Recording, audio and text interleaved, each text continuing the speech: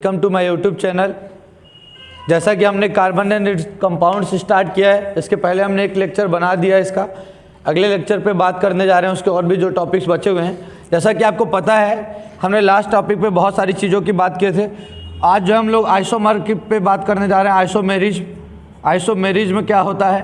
तो ध्यान दीजिएगा, जब किसी का जो मोलेकुलर फॉर्मूला हो वो एक ही हो लेकिन उसके स्ट्रक्चर क्या हो, अलग अलग हो, तो वहाँ पे आइसोमेरिज्म बोलते हैं उस पूरे प्रोसेस को। और जो फाइंड होते हैं वो आइसोमर कहलाते हैं। हमने कहा जो स्ट्रक्चर फाइंड होते हैं वो आइसोमर कहलाता है। C5H12, आप इस 5 कार्बन को या तो आप सीधे रख सकते हैं स्ट्रेट चेन में, यहाँ पे CH3 3 and 4, CH2 2 hydrogen 3 and 4, CH2 2 and 3 and 4, CH2 2 and 3 and 4, CH3 3 and 4। Carbon की वैलेंसी होती है 4। ये हाइड्रोजन 3 लिखे हैं, इसका मतलब इसकी 3 वैलेंसी हाइड्रोजन के साथ एक ही है, 3 और 1 4, 2 3 और 1 4, 2 3 और 1 4। इस तरह से सबसे लास्ट वाले में CH3 होता है, और बीच वाले में यदि सिंगल बॉन्ड से है ना, और एक ही यदि इस तरह स्ट्रेट लाइन है तो 2 हाइड्रोजन है तो 2 बॉन्ड, एक और एक, ठीक है। इसका नाम हो गया नॉर्मल, ठीक है। खैर उसकी ज़रूरत भी नहीं हमको, है ना, तो ये हमने ले लिया। बाकी यदि आप जानना चाहते हैं तो इसका नाम है N, और 5 कार्बन है, पेंट सिंगल बॉन्ड से एंटेन, ठीक है ना, तो इसका नाम हो गया नॉर्मल पेंटेन। और याद रखिएगा, इसी को यदि हम 4 कार्बन सीधे रखें और लास्ट से सेकंड कार्बन पर चाहे इधर से चाहे इधर से CH3 ग्रुप जोड़ दें, अब बैलेंस करिए तो लास्ट और लास्ट में तो CH3 होता है, लास्ट और लास्ट में CH3 3 and 4 कर दिया, यहाँ पे CH2 कर दिया 2 3 and 4। लेकिन जब यहाँ पर देखिए 3 ही बॉन्ड है, एक और भी एक्स्ट्रा बढ़ गया तो एक ही हाइड्रोजन रहेगा, 2 हाइड्रोजन नहीं रहेंगे। इसको अपन पेंटेन ही कहते हैं जनरल नेम में। लेकिन जब लास्ट से सेकंड कार्बन पे भी CH3 ग्रुप जुड़ा हो तो उसे आइसो बोलते हैं, तो ये हो गया आइसोपेंटेन। इसी को एक तरीके से और लिख सकते हैं कि एक ही कार्बन पे सारे कार्बन को यदि जोड़ दिया, कार्बन की वैलेंसी बीच की भी 4, सभी किनारे की 3 and 4, 3 and 4, 3 and 4, 3 and 4, और ये तो याद रखिएगा, इसे हम क्या बोलते हैं, नॉर्मल पेंटेन, ये आइसोपेंटेन, और ये हमारा हो गया नियोपेंटेन, नियोपेंटेन, ठीक है। नॉर्मल पेंटेन, आइसोपेंटेन, नियोपेंटेन, ठीक ना। ये यदि हमारे जो है सीधे हो गए, ये भी हो गया ब्रांच, ये भी उसकी ब्रांच। तो देखिएगा सभी में कार्बन 5 है और हाइड्रोजन 12 है, लेकिन सभी का स्ट्रक्चर अलग है। 1 2 3 4 and 5 कार्बन है, हाइड्रोजन काउंट करिए 3 2 5 2 7 2 9 3 12। यहाँ पर भी 1 2 3 and 4, और यहाँ पे 3 3 9 3 12 2 11 12, है ना, टोटल हो गए। या ये देखिए ना, 3 3 6 3 9 2 11 और 1 12। तो ये सारे में देखिए, यहाँ भी देखिए 5 कार्बन एंड 3 3 3 3 12 हो गए।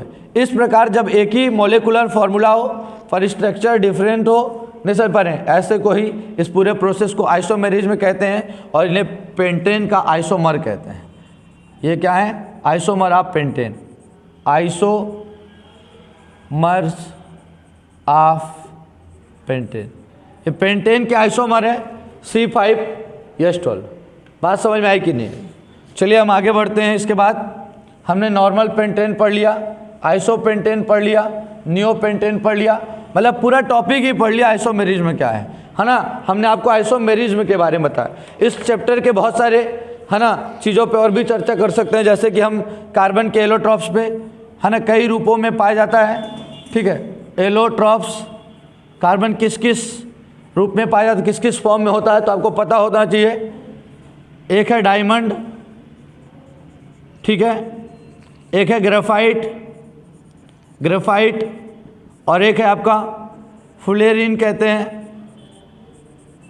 ये है डायमंड जो होता है, ठीक है, जो डायमंड है उसके बारे में अपन को चर्चा करना है, ग्रेफाइट फुलेरिन के बारे में। डायमंड सबसे जो है हार्ड पार्ट है, बाकी होता क्रिस्टल है, ये भी क्रिस्टल ही है, ग्रेफाइट भी क्रिस्टल ही है, लेकिन ये सॉफ्ट होता है, हार्ड नहीं होता। नहीं समझ पा रहे हैं? ये सॉफ्ट होता है, जो पेंसिल की जो नोक होती है वो ग्रेफाइट की होती है, सॉफ्ट होता है। डायमंड जो होता है ये इसमें इलेक्ट्रिसिटी फ्लो नहीं होती, डायमंड में इलेक्ट्रिसिटी फ्लो नहीं होती, डज नॉट फ्लो इलेक्ट्रिसिटी, इसमें इलेक्ट्रिसिटी फ्लो नहीं होती, जबकि ग्रेफाइट में इलेक्ट्रिसिटी फ्लो होती है, कंडक्टर होता है इलेक्ट्रिसिटी का, इलेक्ट्रिसिटी इसमें फ्लो होती है। समझ में आए कि नहीं आए? जो डायमंड है, ठीक है ना, डायमंड का आज जो है एक नकली डायमंड भी होता है SiC, इसी को जो है सिलिकॉन कार्बाइड, ठीक है ना, कार्बन के सारे अप्रूफ हैं, इसी को जो है कांच काटने में आज उपयोग करते हैं, डायमंड का लोग बोलते हैं जो, यही है भाई, ठीक ना। ग्रेफाइट आज जो है ग्रीस टू रिस के साथ इसी को मिला करके, ये बहुत ही चिकना होता है, इसलिए इसको जो है ना, जैसे हम कैरम बोर्ड पे खेलते हैं तो पाउडर यूज करते हैं, उसी तरह किसी भी चीज़ को जो है क्या हो, फ्रिक्शन ना हो ज़्यादा, ग्रेफाइट मिला देते हैं, ठीक ना। फुलेरिन बकी बॉल जैसा स्ट्रक्चर होता है, ठीक ना। आज इसमें जो है 60 कार्बन को आपस में क्या किया गया है, व्यवस्थित किया गया, 60 कार्बन एक साथ जोड़ दिया गया है, यही हमारा क्या है, फुलेरिन है। समझ में आया कि नहीं है? इन सब का अपना एक यूजेज है। ये एलोट्रॉप्स हैं, ठीक ना। एलोट्रॉप्स में अपने क्या आते हैं, डायमंड, ग्रेफाइट और क्या आता है, फुलेरिन आता है। डायमंड हार्ड है, ग्रेफाइट सॉफ्ट है, दोनों क्रिस्टल हैं। डायमंड में इलेक्ट्रिसिटी फ्लो नहीं होती, जबकि ग्रेफाइट में इलेक्ट्रिसिटी फ्लो हो जाती है, ठीक ना। उसके बाद भी याद रखिएगा, यदि हम इसके बाद आगे बढ़ते हैं यदि कार्बन पे, तो कार्बन की एक जो है साइक्लिक, एक ये जो है कार्बन है, ठीक है, 6 कार्बन को एक बंद कर दिया गया, क्लोज बनाया गया, alternate double and single bond दिया गया, डबल दिया गया, फिर इसको सिंगल, फिर डबल दे दिया गया, फिर सिंगल, फिर डबल दे दिया गया, फिर सिंगल।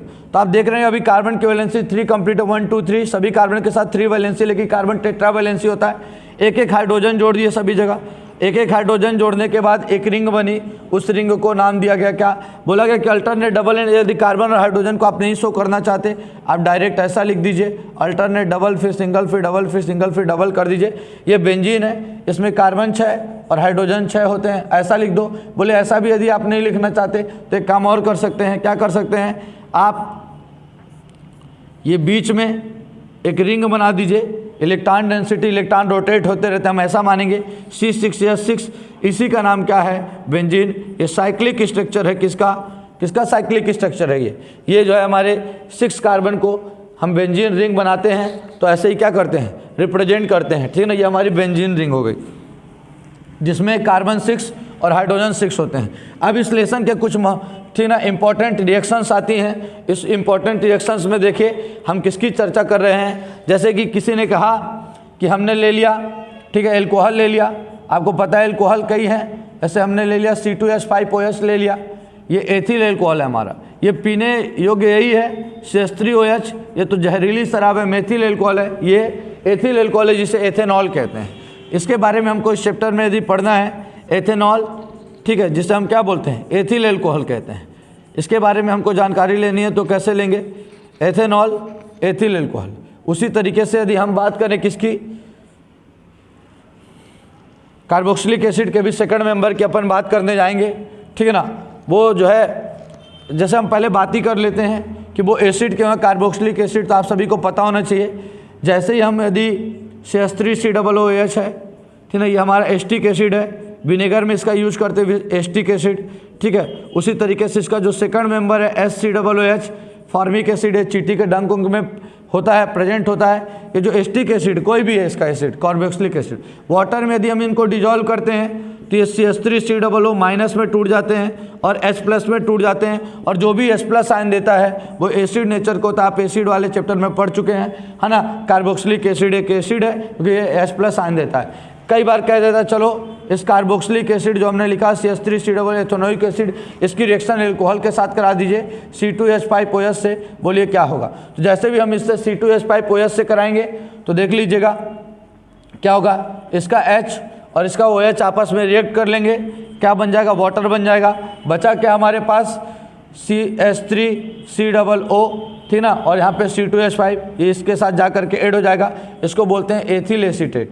C2H5 का नाम क्या है, एथिल, और ये पूरा हो जाएगा एसीटेट, और एथिल एसीटेट को हम एस्टर बोलते हैं, क्या बोलते हैं, एस्टर। और इस पूरी रिएक्शन को बोलते हैं एस्ट्रीफिकेशन। यहाँ पर फ्रूट्स के समान गंध आती है, इस पूरे रिएक्शन को बोलते हैं एस्ट्रीफिकेशन, ठीक ना। तो ये हमारे पहचान गए, एसिडिक नेचर भी जान गए हम कार्बोक्सिलिक एसिड का, इसका एल्कोहल से, एथिल एल्कोहल से रिएक्शन करा दिए तो एस्ट्रीफिकेशन कहलाता है, ये भी हमने जान लिया, ठीक ना। और यदि हम हम इसके रिएक्शन पे यदि बात करें तो कई सारी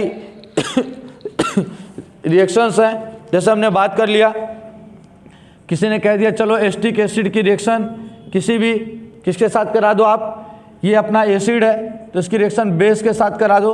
लीजिए हमने बेस ले लिया, NaOH हमारा बेस हो गया, हमने इसके साथ रिएक्शन कराई, ये चूंकि एसिड है तो H+ देगा और ये बेस है तो OH- H और OH मिलकर के क्या बना दिया H2O।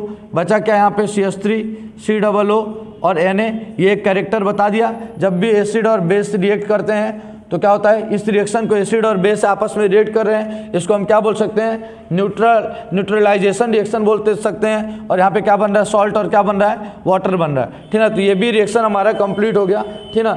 यदि एक बात और की जाए, यदि इनको छोड़ करके तो एक मेंबर्स और हमें पढ़ना पड़ता है, वो मेंबर है हमारा एल्कोहल। और किस एल्कोहल के बारे में, एथिल एल्कोहल। एथिल एल्कोहल का फॉर्मूला जैसा आप सभी को पता है, एथिल एल्कोहल का फॉर्मूला C2H5OH होता है। इसकी रिएक्शन हमने किसके साथ करा दी, मेटल के साथ करा दी। मेटल हमारा सोडियम हो गया, जैसे सोडियम मेटल से रिएक्ट करेगा, यह हाइड्रोजन को हटा देगा, यहाँ पे हो जाएगा C6H5O और Na, इसी को हम बोलते हैं क्या बोलते हैं अपन, सोडियम, क्या बोलते हैं, सोडियम एथॉक्साइड।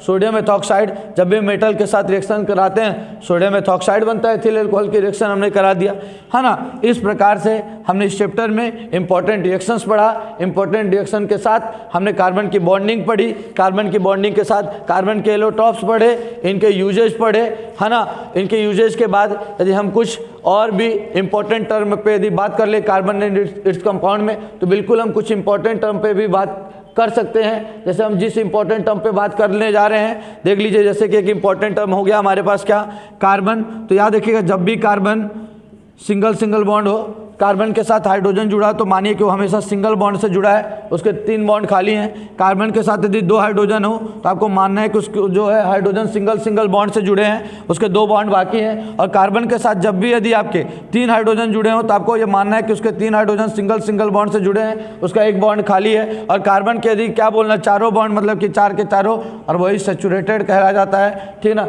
इस प्रकार से हमने इस चैप्टर में एल्केन, एल्कीन, एल्काइन की जानकारी ली, उसके साथ हमने कार्बन की बॉन्डिंग की जानकारी ली, इंपॉर्टेंट स्ट्रक्चर के बारे में जानकारी ली। और भी यदि आपके इस लेसन से यदि कोई भी यदि क्वेश्चंस होते हैं, है ना, तो आप नीचे जाकर के कमेंट बॉक्स पे कमेंट कर सकते हैं। A lot of